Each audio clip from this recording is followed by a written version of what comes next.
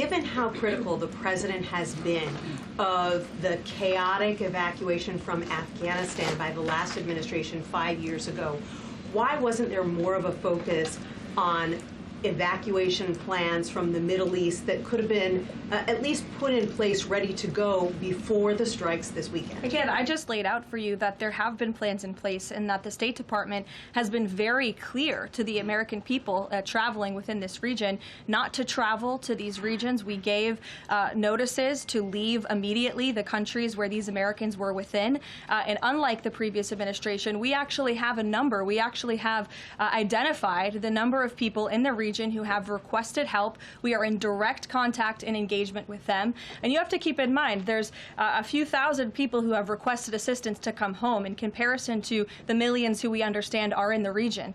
So we will help every single American who wants to come home if they're making that request of the State Department. But Americans who called the State Department hotline as recently as last night were being told, we can't help you, you have to make your own plans. Well, the line was updated, and I expect every single person in this room to report on that accurately so that information can be relayed appropriately to your audiences and to the American people. I think as journalists, you all have a responsibility to let them know that the line has been updated accordingly with the proper guidance, because I saw many people in this room very quick to do selfie videos with the line yesterday, but not so quick to report on the corrected message today.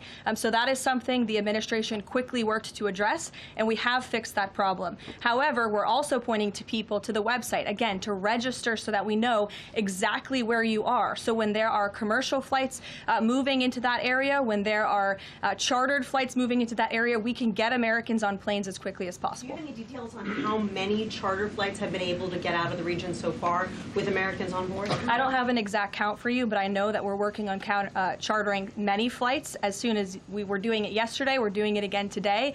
And you should not expect us to detail exactly when these flights are taking off for obvious reasons.